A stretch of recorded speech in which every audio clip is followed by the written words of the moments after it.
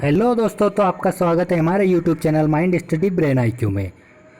तो चलिए, आप सभी की ये समस्या रहती है कि हम कोई भी राष्ट्रीय उद्यान की लिस्ट है, कोई भी है, अगर सीरीज़ अगर अपन याद करते हैं जीके में, कुछ काफ़ी फैक्ट याद करते हैं, काफ़ी फैक्ट होते हैं जीके में जो एग्ज़ाम में पूछे जाते हैं। तो अगर उनको याद करते हैं तो अपन रट लेते हैं या फिर कुछ ऐसे याद कर लेते हैं देखकर, तो आप उनको 2-3 दिन में भूल जाते हैं। तो इस समस्या का आपको समाधान लेकर आ गया हूँ मैं। इस वीडियो में अंत तक बने रहे, आपको सब समझ में आ जाएगा कि आप कैसे सारी चीज़ें आसानी से याद कर सकते हैं। तो इस वीडियो में बताने जा रहा हूँ सभी एग्ज़ाम्स में आए हुए राष्ट्रीय उद्यान के को याद करने की ट्रिक, जो अपन देखते देखते साथ साथ याद कर सकते हैं। तो गाइस, ये आप देख सकते हैं। इस वीडियो को देखने के बाद आपको ये सारे राष्ट्रीय उद्यान मुँह ज़बानी याद हो जाएंगे। तो चलिए स्टार्ट करते हैं।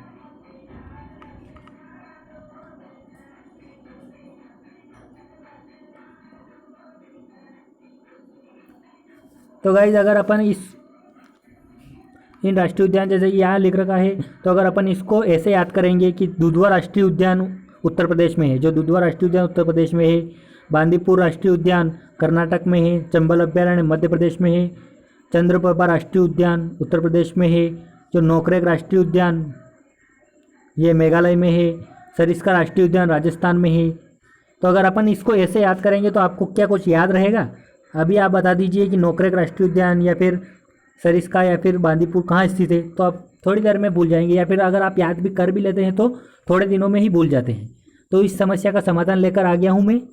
तो चलिए अपन ट्रिक के साथ इस प्रकार इसको लिंक करके याद करेंगे, जिससे कि आपको कई दिनों तक आप भूल नहीं पाएंगे, कई महीनों तक आपको भूल नहीं पाएंगे ये चीज़ें, और एग्ज़ाम में आप देखते ही इसको आंसर क्लिक कर देंगे। तो आप ये चलिए इस वीडियो को एंड तक देखिएगा। तो चलिए स्टार्ट करते हैं अपनी वीडियो। तो चलिए देखते हैं अपन किस प्रकार से जो प्रीवियस ईयर में आए हुए राष्ट्रीय उद्यान है उनको याद करते हैं।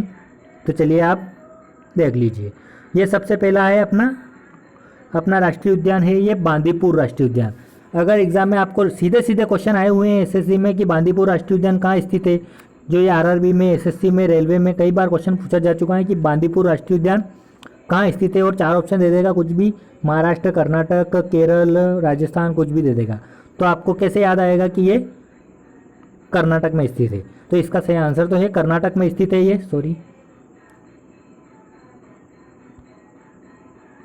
तो इसका सही आंसर देख लेते हैं अपन। ये इसका सही आंसर तो है कर्नाटक, पर आपको याद कैसे रहेगा कि ये कर्नाटक में स्थित है?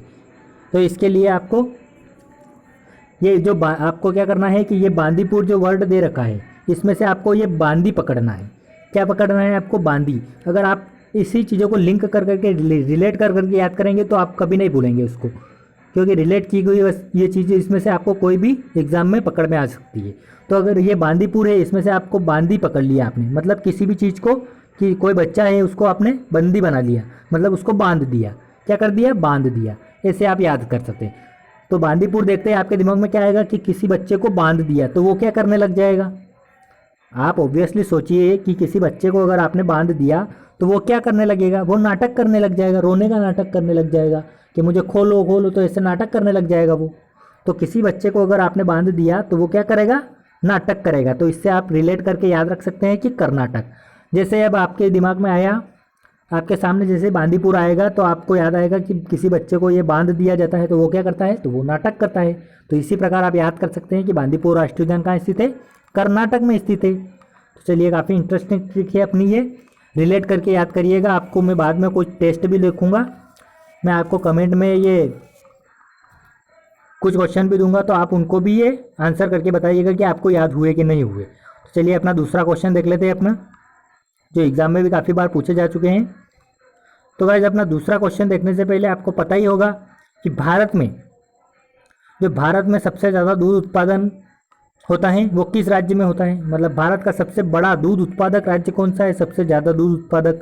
तो सबको पता ही होगा कि उत्तर प्रदेश सबसे ज़्यादा दूध उत्पादक राज्य है। तो भाई इसको अपन इसी ट्रिक से याद करने वाले हैं। जो दुधवा राष्ट्रीय उद्यान है, ये काफ़ी बार एसएससी में पूछा गया है, सीएचएसएल में पूछा गया है, सीजीएल में पूछा गया है। तो जो दुधवा राष्ट्रीय उद्यान है ये कहाँ स्थित है? उत्तर प्रदेश में स्थित है। तो इसको आप कैसे रिलेट करके याद करेंगे कि दूध सबसे ज़्यादा, दुधवा से आप क्या पकड़ेंगे? दूध। और दूध सबसे ज़्यादा किस राज्य में होता है? तो उत्तर प्रदेश में होता है, क्योंकि दूध का उत्पादक राज्य सबसे बड़ा कौन है? उत्तर प्रदेश। तो आप दूध से पकड़ेंगे कि दूध सबसे ज़्यादा कहाँ होता है, उत्तर प्रदेश में। तो ये आपको माइंड में क्लिक कर जाएगा कि दूध सबसे ज़्यादा उत्तर प्रदेश में होता है, तो ये दुधवा राष्ट्रीय उद्यान है, ये कहाँ है, उत्तर प्रदेश में है। तो ये आप ऐसे रिलेट करके याद कर सकते हैं आराम से। तो चलिए अपने नेक्स्ट क्वेश्चन देख लेते हैं। ये आपको याद हो गया होगा, आपको पता भी नहीं चलेगा और आपको ये याद हो जाएगा, हो रहा होगा आपको याद, ये पता भी नहीं चल रहा होगा। तो चलिए अपना थर्ड क्वेश्चन देखते हैं। तो अपना थर्ड क्वेश्चन गाइस देख लेते हैं, सरिस्का राष्ट्रीय उद्यान। ये थर्ड क्वेश्चन है, सरिस्का राष्ट्रीय उद्यान। ये भी काफ़ी बार आरआरबी में, रेलवे में पूछा गया है। एसएससी जेईई भी 2000 में हुई थी, सॉरी 2018-19 में हुई थी ये एग्ज़ाम, इसमें 2019 में हुई थी जेईई की एग्ज़ाम, इसमें भी पूछा गया था, और ये एसएससी एमटीएस में पूछा गया है। तो इसको याद करने की क्या ट्रिक है, जो सरिस्का राष्ट्रीय उद्यान ये राजस्थान में स्थित है, ये आप सभी को पता ही है। अगर आपको याद करना है इस ट्रिक को तो कैसे याद करेंगे, जो रिस्क, सरिस्का में अपन क्या पकड़ेंगे, रिस्क, कि जो व्यक्ति अगर रिस्क लेता है वो क्या करता है, अगर कोई भी व्यक्ति है तो वो रिस्क लेकर कोई भी काम कर रहा है तो वो क्या करेगा, वो राज करेगा, सब पर क्या करेगा, राज, क्योंकि वो रिस्क ले रहा है, इतना बड़ा कोई भी काम कर रहा है तो रिस्क लेकर कर रहा है तो वो सक्सेसफुल होगा, तो वो सब पर क्या करेगा, राज करेगा। ऐसे आप रिलेट करके याद कर सकते हैं।